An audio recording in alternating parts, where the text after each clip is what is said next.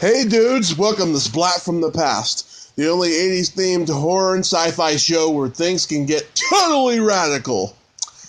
Now today I will be interviewing the daughter of my very good friend and frequent guest, Diane Franklin, and that is Olivia DeLaurentis.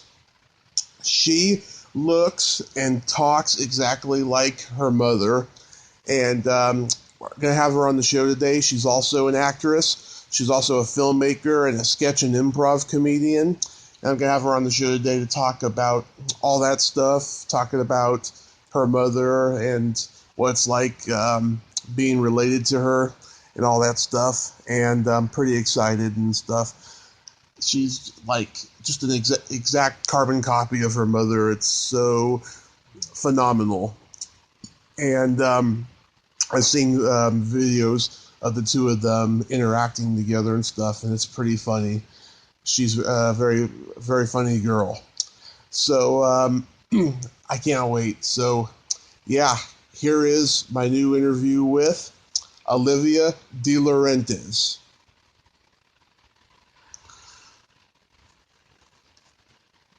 Hi, Olivia. Hey, how are you? I'm great. How are you?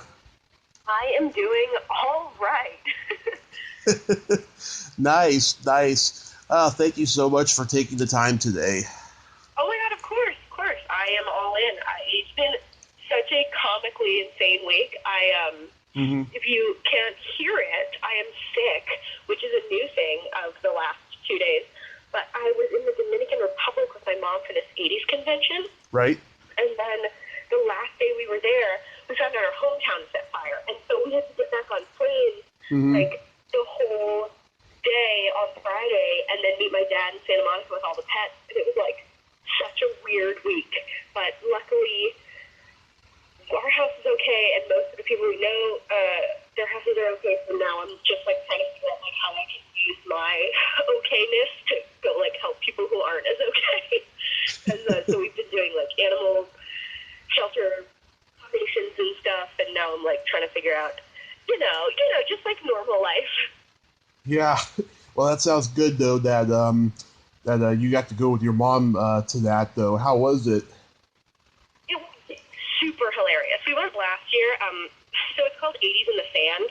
Right. And it's, like, basically in the Dominican Republic, and it is this 80s convention. And it's, like, they have, like Brett Michaels was there this year. Yep. And Sebastian Bach, and, like, it was just super absurdist, because, like, you're on a beautiful beach, but then also there's, like, a guy dressed as Labyrinth David Bowie with, like, actual stilts on. And, like, the final countdown is playing on, like, all the pool speakers. And, like, for me, because I was born in 96, I'm like, what is happening? But I love chaos, and it's, like, maybe one of my favorite things I've ever done in my entire life. Like, it is so fun. It's, like, the funnest convention, and the people who run it are so nice. And it's just, like, a weird blast. Like, everybody who goes there loves it, because they just get to, like, hang out with people they thought were really cool in the 80s. Like, hang out with actors by the pool or whatever, I don't know. But yeah, it's awesome. Oh, that's good that you got to go, and it's very good that the house is okay, because, yeah, a lot of people are just freaking out right now. Yeah. Oh, boy. It was nuts. I mean, it's not the first fire we've ever gone through, but it is, like, well, it was the worst one. God. Yeah, we had some pretty bad fires over here in Reading this past summer. Oh, God. Wait, where are you? Reading. It's okay. Yeah, up north in California. Oh, in California? Oh my God. Yeah, no. That's terrible. Yeah. I mean, also the recent NorCal fire was a nightmare too. That sucks. I'm sorry about that. Yeah. But at least everything is okay, though. Everything is okay. Yeah, life goes on, and you figure it out. No matter what happens, you just kind of try to keep going and being like, all right, well, how can I get bounce back and try to, like, help other people who can't bounce back as easily? And that's kind of like how exactly. So I have to ask, because you are from the younger generation, are you easily offended? No. I mean, it depends. It's like if you say something like, I hate black people, then I'll be like, oh, that sucks. Besides that, you're fine. No, I don't. All right. But yeah, no, I'm pretty much, I see comedy as like the number one thing that I use to be okay. Mm-hmm. So, and I also think that so much of it is in intention. And so, like, you know, if your intention in the joke is that, you know, to be offensive, then yeah, that's offensive. But if your intention in the joke is just to say something that's sincere, to make a point, or I don't know, and it like accidentally ends up being offensive, I think people stop fighting each other as the first thing that they do. You know what I mean? Yeah. Well, don't worry. I love black people, so it's all good. Perfect. So, for those of my listeners that don't know, you are Diane Franklin's daughter, and Diane was my very first guest, and she's been on 4 times overall. And that's so good. Yeah, she's one of my favorite people in the entire universe. Oh yeah, she's the absolute best. Mm-hmm. When were you first aware of the impact your mother has had on us movie nerds? You know what's funny is when I was little, my mom did a lot of paintings, and so you know when you're like in elementary school and you have to write down on those like weird, we're still learning how to spell it, sheets, like what your parents' names are and their occupations. I would always say that she was an artist because that's what I thought she was. And I was like, oh, and she also acts. But I don't know. I think like enough times happen when you're in a supermarket and like the cashier like stops you, or some guy comes up to you and like talks to your mom for like an hour and a half about some movie, and then you're like late to soccer practice. Like enough of that happens where you go like, oh, okay. But on the good side, she's not famous enough to like not be able to have a life. Like it's not like having Justin Bieber as a mom. Yeah. So yeah. So it's like a really fun. We get to do fun things together, and because of it.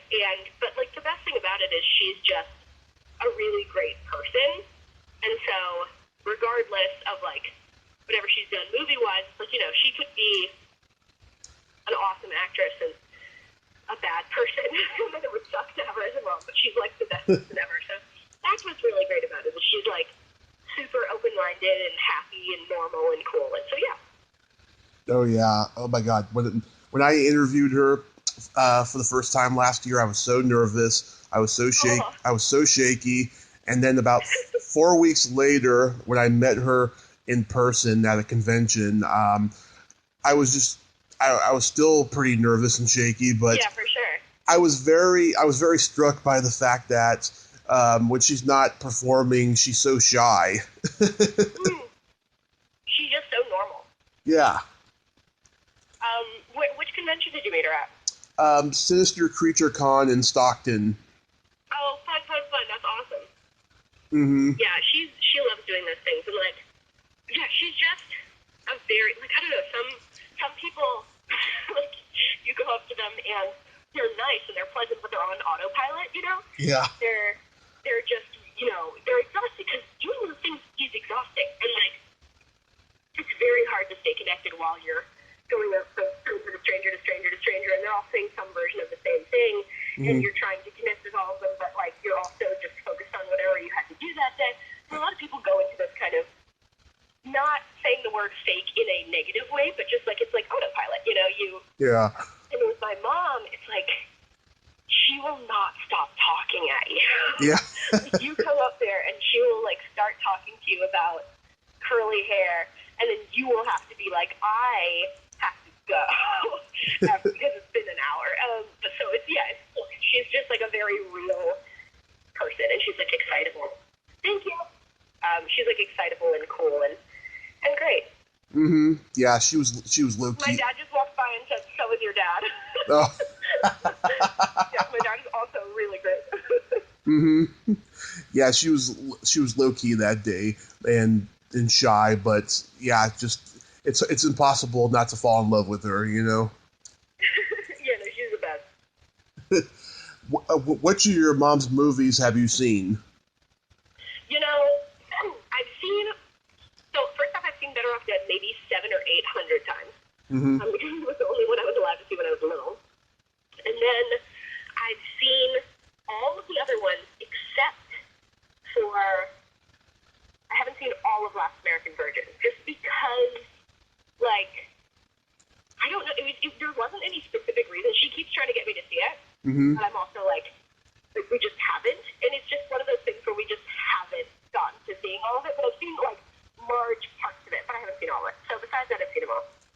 Last American Virgin is my favorite that she's ever done. Yeah, it was a movie that I could relate to, and I also love Better Off Dead and Terror Vision, and Terror Vision's really fun. Yeah, it's so many of them.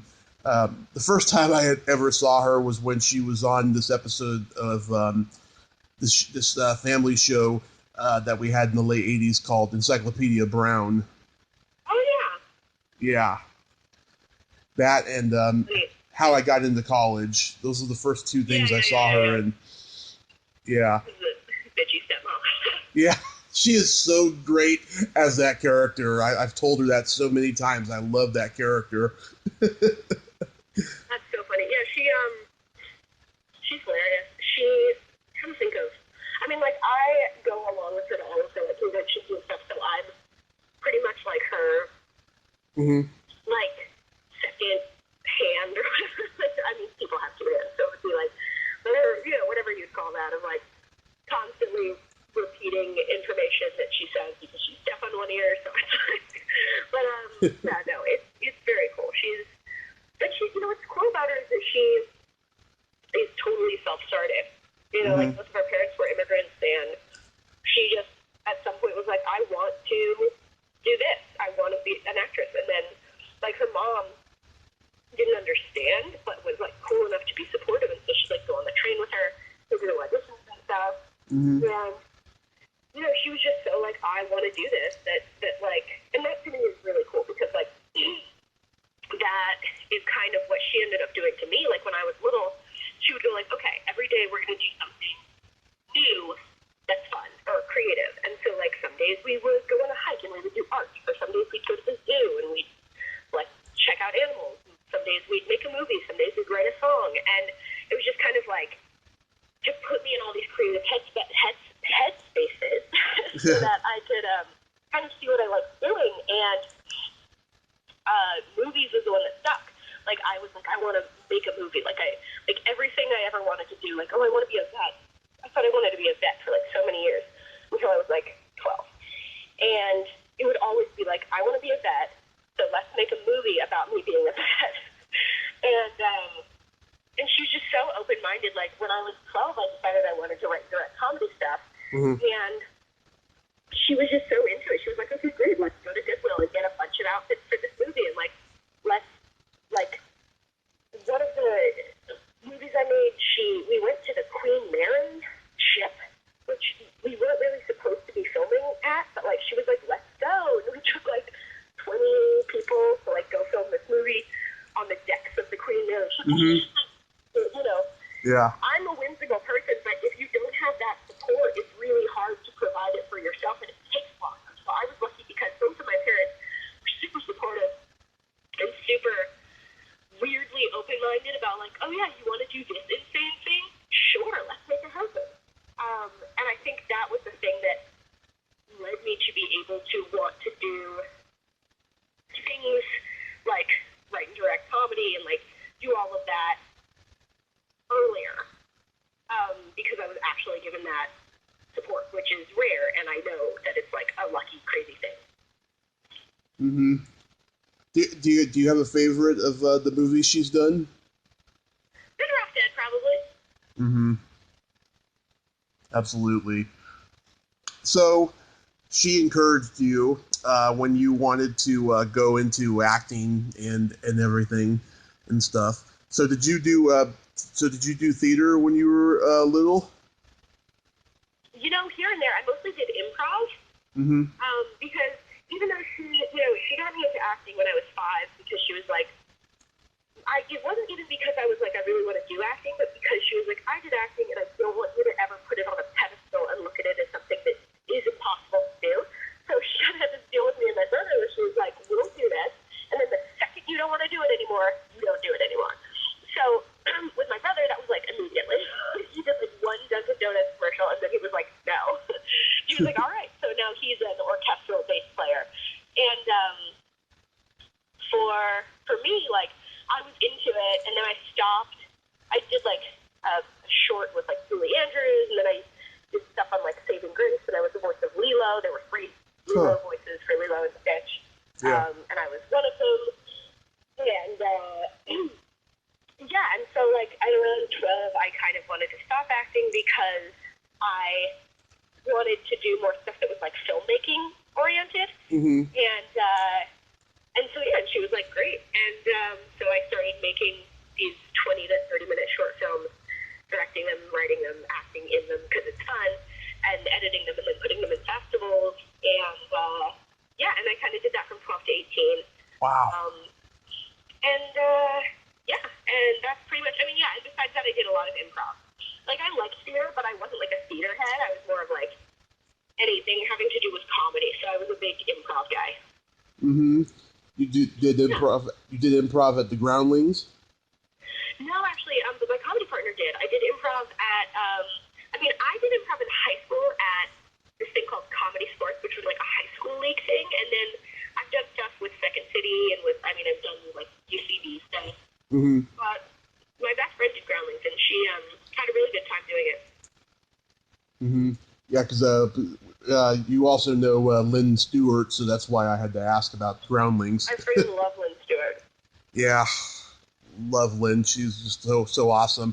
And I interviewed her back in June. I'm going to have her on again in December because it's coming up on 30 years of she did the Pee-wee's Playhouse Christmas special. Yeah.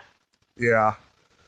And yeah, she's like the coolest person. What happened was, this is a weird thing, but one of my favorite show in history, or one of them, one of the top 3, is It's Always Sunny in Philadelphia. Yeah. I'm a big It's Always Sunny guy, and then also Flight of the Conchords I'm obsessed with, and Arrested Development. Those are like the 3 shows for me. But It's Always Sunny I'm like obsessed with. And Lynn Stewart plays Charlie Day's mom on that show. Mm-hmm. And so when I was doing this like pilot that these people I knew were filming a pilot, and it was about like 3 generations of women who lived in a house together. And I played the granddaughter, and they were like, "Oh yeah, we got Lynn Stewart to play the grandmother." And I was like, "I'm sorry, what did you just say?" And they were like, "Oh, we got Lynn Stewart." And I was like, "I'm sorry, I'm like gonna freak out now," because I was obsessed with her, and she was like so cool. And so we met her for coffee basically, and she was the nicest person ever, and she's so demented, and she's so funny. And she and I had this whole conversation, and I was like, "Yeah," I casually mentioned, because she was supposed to play my grandmother, and I was like, I have to figure out how to do this role because I've never met any of my grandmothers. Like, I've never, like, all my grandparents started like 8 or younger, and I've never met any of my grandmothers. And she took it she was like, "Can not all be your grandmother?" So then she started calling herself my honorary grandmother for like a couple weeks, and it was just the funniest thing ever. And then we put her in a sketch, and pretty much she's just an old woman that I'm in love with. But she's the greatest. Oh, she is. I just adore her. And I was so starstruck when I met her, too, at a convention this past summer. I just couldn't believe it because I watched her every Saturday morning on Pee-wee's Playhouse when I was a kid, you know? And I just couldn't believe it. It was just amazing. I felt like I acted like a complete jackass, but she's like, "Oh, no, you didn't. You were great." And I was like, really? Wow, I was just so nervous. Yeah, she's hilarious. Wow, so you were only 12 when you started making films, you said? Yeah. I mean, when I started writing scripts and then going out and making them, like, I make, like, weird movies, as, like, a lot of kids my age did. Mm-hmm. Of, like, oh, I have a camera and I have an editing system, so I'll just go out and film some story and then I'll edit it. But the first time I ever wrote like a legitimate script, did drafts on it, and then did pre-production, cast it, and like did all that stuff was when I was 12. Wow. That is amazing. Thanks. Yeah, and like, I mean, I've always just been into doing comedy stuff. It's always been the thing that I like the best. So yeah, so it was like this weird parody of all of these like Little House on the Prairie books I was forced to read in 6th grade. Mm-hmm. So yeah, it was like super, super weird. I've never made that movie about like, what's it like to be a girl, which is like the movie that I guess everyone wants you to make in festivals and stuff, but I've always just wanted to be like, oh, what would it be like if a robot tried to get, like, sounded like a broken car navigator and then started a friendship with this girl and it was like Terminator 2, but, yeah. So yeah, I've just got like a brain. Mm-hmm. Oh my God, when I was 19, I took a film class at my local junior college, and it was just a lot more complicated. The way the guy taught, it was a lot more complicated than I thought it would be. And we were like, we're watching all these great movies, and he's talking about stuff I just don't understand, and it discouraged me for a while of doing that. But like lately, I've been thinking about getting back into maybe trying to make a film, especially now with with the iPhones and everything, and think about maybe like doing production assistant work and learning how to do it. Cool. That's really awesome. Yeah, because I'm like the biggest movie buff in the world, and I've been screenwriting since I was 12, and That's awesome. yeah, and I love doing that and stuff, and yeah, I might consider doing that in the future. I'll see. That's very cool. Mm-hmm. Now, are you in the spin-off of The Big Bang Theory? No, I am not. That is so funny. Actually, yeah, my comedy partner Sydney and I, we have this really weird series of jokes about that show, about Young Sheldon. I've never seen it, but we just have a lot of bits that we do about it. So on my social media and stuff, I write a lot of stuff about that, like as jokes. We've written like a weird fan fiction about young Sheldon and our actor friend, Cameron, for his birthday against his will. And that's just like a totally weird thing that we do. But yeah, I've actually had someone say that before. They've been like, whoa, are you on Young Sheldon? And I'm like, no, I've never seen Young Sheldon. It's just like a weird joke that we have. Oh, okay. And I've seen like almost none of the Big Bang Theory also. Like I've pretty much never seen any of it, which is really weird because I talk about it pretty much more than I talk about Young Sheldon more than I talk about like anything else, but I have never seen it. So that's like, yeah, it's just like a very specific weird inside joke that like my comedy partner Sydney and I have that I put online way too much because I don't care. Yeah, I didn't start watching that show until I was in the hospital after I had a car accident, and oh God, are you okay? oh yeah, I almost wasn't. I spent 30 days in a coma. Jesus Christ! Oh my God! Yeah. Oh my God, are you? Wow. Okay. Well, I'm really glad you're okay. That's messed up. Yeah, I had a lot of injuries, a lot of stuff happened to me, and I'm so lucky to be here right now. I know, seriously. Wow. I'm glad you're okay. That's insane. Yeah. And I watched The Big Bang Theory every day that I was there. Oh, wow. Yeah, it is a funny show. It's kind of gone downhill. I'm glad it's probably a good thing that it's the last season, but it was good the first like maybe 5 or 6 years, and now it's kind of gone downhill. But that's crazy. It's a funny series. Yeah. That's funny. Yeah, no, I've never seen it ever, but I'm glad that it was there for you. Yeah. So how far do you want to go in your career? Well, right now what I'm doing is I'm in pre-production for the first feature I've ever written that I'm going to direct. Nice. So that got optioned by this company, Big Screen Entertainment, and we are going to be trying to shoot that in March. And that will be fun. And then besides that, Sydney and I, we've done a bunch of sketches online. We have a sketch YouTube channel called Fairly Legal Comedy. We've done a web series called Sugar Beat. Yep. We basically we've been pitching a couple of different shows here and there for the last 2 years. And like while I was in college. And so now I'm out of college as of this June. I just graduated from UCLA. And congrats. so now we're kind of like really trying to go for it. And we have a couple of like cool things that could happen, but you never know. Yeah. And so we'll find out, I guess, more about that in the next couple months. But for the most part, what I am excited about right now is that I am going to be doing. Nice.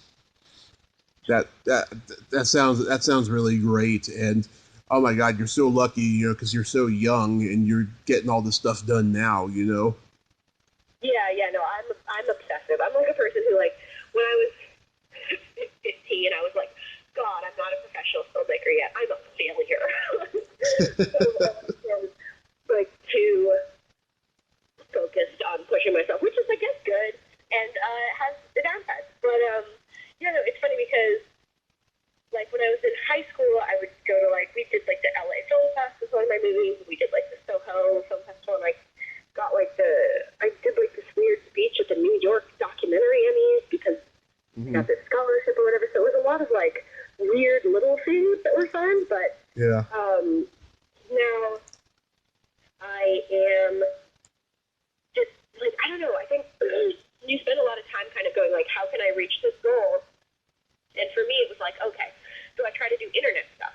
I don't really like doing internet stuff, but, like, not like sketches. Like, I love doing sketches with Sydney, but in terms of, like, blogging, I don't like doing that. I don't even watch them. But, yeah, you think, like, oh, okay, well, people my age are being given more opportunities if they do that and become famous with that. And then, or, like, do I try to act and get a role on some show and then end up making movies through that? And then I think it was kind of this thing where I realized, like, you know what, I'm just going to do the thing. Like, I'm going to make a movie because regardless, it's not going to be perfect, and you're going to fail at stuff, and so I might as well risk failure at this thing that I really want to do rather than risk failure at, like, all these other things that would hopefully eventually lead to this thing that I want to do, because it's so easy to get sidetracked, especially in the business, because, people are like, oh, well, actually, we have this development job for you, and it's going to pay, like, a full salary, and then you go, like, oh, I'll start with this, and you do it for, like, 10 years. Mm-hmm. So I think in the last, like, 6 months, really, I've just been like, okay, let's just go for it. And so, so this script was optioned by this company that's, like, really cool and really awesome, and they're into me directing it, which is, like, crazy, and I'm going to be in it, and my mom's probably going to be in it, which will be fun. And yeah, it's going to be a blast. Oh, that is just awesome. If you ever had the opportunity to audition for Saturday Night Live, would you do it? Yes, because I believe that you do anything. Like, any opportunity you definitely say yes to. Right. Saturday Night Live is awesome. It's not like, it wouldn't be like that type of, like, doing just sketch show stuff isn't, like, my end goal of what I want to do, but it is so cool that, like, obviously, if anyone gets an opportunity to audition, you've got to just, like, go for it, especially because I hear it's, like, the most crazy, fast-paced lifestyle ever, which I like. So, I think if I was a person who was afraid of not sleeping, I would maybe not want to, but I, like, love that. Yeah. I have a friend out there in LA who's, he and I came up together because we're both stand-up comedians, and he auditioned for Saturday Night Live at UCB 2 years ago, and he doesn't even do characters really, but he does this one character that made the person who runs the UCB open mic laugh so hard that he invited him to the private audition for Saturday Night Live, and even though he didn't get in, he said it was a really rewarding experience. That's so cool. Yeah, no, I mean, that's the other thing that I think is, that's like a really good attitude, because I think when you're trying to do a bunch of stuff, especially in the entertainment industry, you get into this mindset that you're like it's all about the end goal, because the end goal is when you get paid, and at a certain point, you're like, okay, I need to pay my rent. Can we freaking get something, please? Yeah. And I think that, like, I started kind of having to chill out because I was being so hard on myself for not, and every time, auditioning is like the lottery. Like, sometimes they just want a blonde, like, or so. And so I basically just had to start being like, all right, I'm not going to go on this audition unless I can enjoy the process of going on this audition. Just be like, hey, I'm going to go have fun with this. I'm going to go talk to these people and make some friends and, like, do something fun, because if you can't get enjoyment out of that, you shouldn't be doing it. Because, there's so few times when the end goal ends up being actually where you get. And so you got to start enjoying. So, like, the fact that he was like, yeah, I just loved the audition is, like, great, because that means that you can keep doing it. God, you remind me so much of your mom with your exuberant optimism, I'll tell you. Oh, yeah. I love those. I've seen a bunch of your videos. They are hilarious. I love. Oh, thank you. Yeah, I love the ones you and Diane did. 20 Questions with My Mom. Oh, yeah. Oh my God, they're hilarious. Can you guess which question I love the most? I don't know, but the only question I really loved the most was the Mike Pence nipples one. But I don't know. What was your favorite? What's the most inappropriate thing a guy has said to you? That one. Oh, was it the one where the guy told me he jacked off to my mom during the UCLA shooting? Oh, wait, no. Yes. I didn't put that in. Did I put that in? Yes, it was there. Did I say it was during the UCLA shooting in the video or no? I don't remember about the UCLA shooting. Okay. What happened was that story took place during the murder-suicide at UCLA. And I told the whole story, and then in editing, I was like, this sounds so insensitive. Because for me, like, when something scary happens, or when something really bad happens, I instinctively laugh because I'm nervous. And it sounded so bad when I was retelling the story. So I cut out all mentions of the UCLA shooting because it's a horrible thing. And I was trying to sound like how I really felt about it, but I think I sounded too callous about it. And so it just sounded like a story where that guy came up to me and told me that, like, my mom was his first, like, sexual fantasy or whatever. But to make that story even worse, that happened while we were all in lockdown because there was an active gunman on campus. That is what's even worse about that story. Like, that's what's even more inappropriate about that guy saying that. Oh my God. Oh my God. I hope this is not too inappropriate. This might be actually pretty cute though. Ever since I've gotten to know your mother, I can't, like, jack off to her anymore because I feel like she's my aunt, That's great news. That's great news for me. Yeah. And it's like when I watch The Last American Virgin, which she's naked in that movie, it's just like I just don't. It doesn't feel the same anymore. That's good. Yeah, because she's just so much better than that. Yeah. Especially since I know her now, and I could see beyond the image that she presents on screen. Yeah, she's just like a total human being. I think that's humanizing. People are just, they're all full-blown human beings.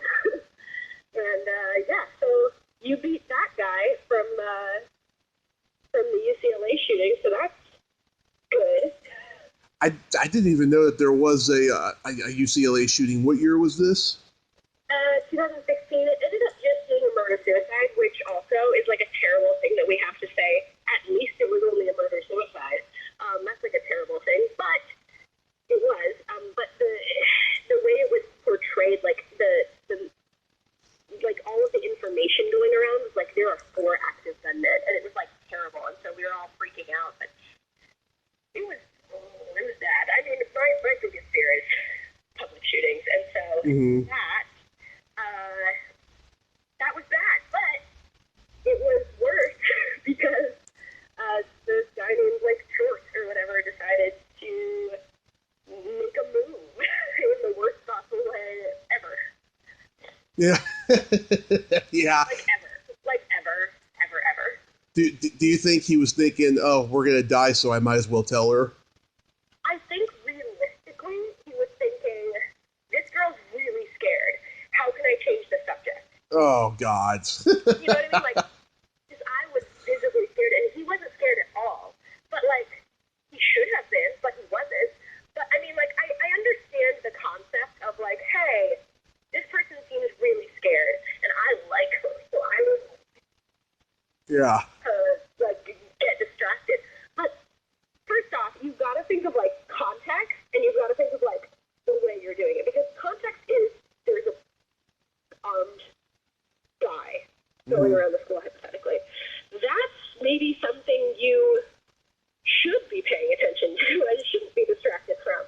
And second, don't do it that way, homie. Like, what are you fucking doing? So, you know. There's so many better ways to do that. But yeah, I think that was his intention. It was like, wow, I gotta help this girl be less scared, but in the worst possible way anyone's ever approached a situation in history. Yeah, oh my God.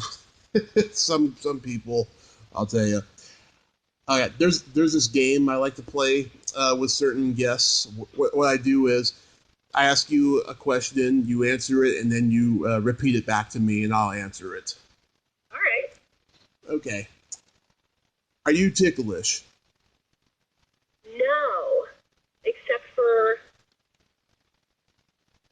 my feet? I don't know. Are you ticklish? I am baby ticklish, I'll tell you.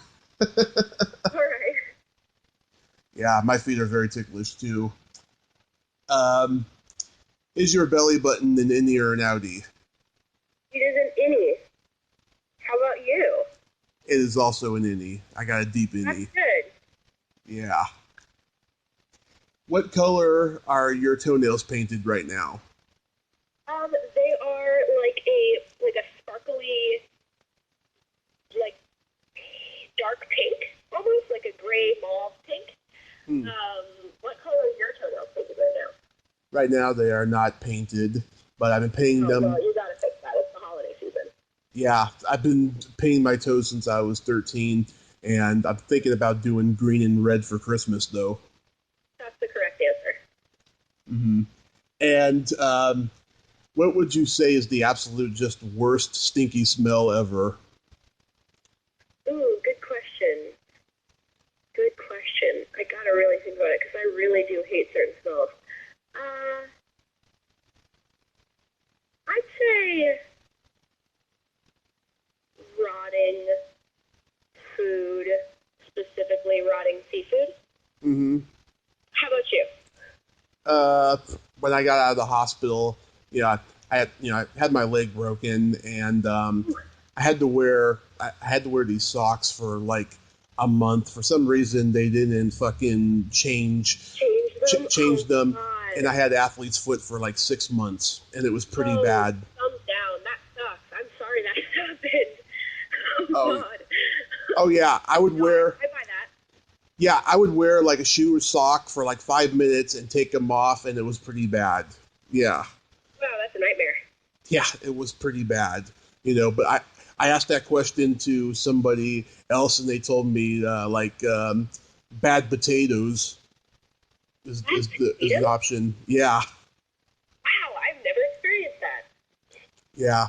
She said it's so bad you're lucky if you don't experience it. Yeah, wow, that's such a niche. I would have never thought. I would have never thought that was like a real thing. I mean, I never thought about bad potatoes ever, so that's probably why. Yeah. I got this, before we wrap this up, I got this very funny joke to tell you. Uh-huh. And stuff. By the way, I did this one with your mother, and at the end I told her 3 jokes. The first 2 she thought were funny, and then the first one made her a little uncomfortable. I had to cut it out. Oh, no. Yeah, I had to. Yeah, she told me in an email. She says, let's keep the jokes off the air, otherwise I might have a lot of fans tell me really inappropriate jokes like that. And I said, oh, don't worry, I'll cut that one out. And she's like, oh, thank you so much. All right. Okay, this one, a lot of people love this one. You know the story of Cinderella, right? Yeah. Okay, so Cinderella is about to go to the ball, and she's on her period. And Right. the fairy godmother gives her these magic tampons and says, you need to be back by midnight or else they will turn into a pumpkin. And Cinderella's like, okay, fairy godmother, I will. So 12 rolls around, no show, and fairy godmother is pacing around the house, upset. Then by 2 a.m., Cinderella shows up, drunk, stumbling, and fairy godmother's like, where were you? You were supposed to be home by midnight. And Cinderella's like, I'm sorry, fairy godmother. I was drinking and I was dancing. I met this really great guy. His name was Peter Peter. Oh, Christ. Jesus. Yeah, is that pretty good? Yeah. I love that joke. Oh my God, you should see me tell it. I do this like deadpan look on my face, and then just after the punchline, I do the smirk to let you know it's time to laugh. Uh-huh. Yeah, Totally. I love telling jokes. Nice. Well, like I said, you remind me so much of your mother. You have, her manners and her exuberant optimism, and you look so much like her too. And I really think that you will have a similar level of cult success like she has. Oh, thank you. Yes, because just like her, you are just so optimistic and driven, and you just sound like you have a zest for life, and I think you're going to be super successful. Oh, well, thank you so much. And say hi to Lynn for me next time you talk to her. Yeah, I can't wait. That's going to be awesome, Yes. But yeah, I thank you for your time, Olivia. Totally. That's my niece's name, by the way, Olivia. Oh, that's awesome. Yeah. And I'd like to have you back on sometime next year, Awesome.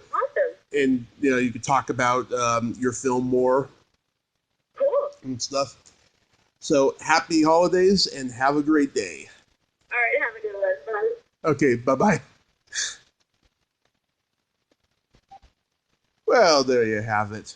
Olivia DeLaurentis. Ain't she a sweetheart? Thank you so much, Olivia. Like I said, you're exactly like your mother in so many different ways. But don't get me wrong, you sound like you're coming into your own, that I think you are going to be super successful in the next few years. The world is ready for Olivia DeLaurentis. Check her out. If you like this video, everyone, please subscribe to my YouTube channel. Add me as a friend on Facebook. Join my Tommy Kovac comedian page on Facebook. Follow me on Twitter and Instagram and all that fun stuff. Well, that's all the time we have this week on Splat from the Past. Until next time, this is Tommy Throwback Kovac saying, there's no shame in living in the past, because the present sucks. Later, dudes.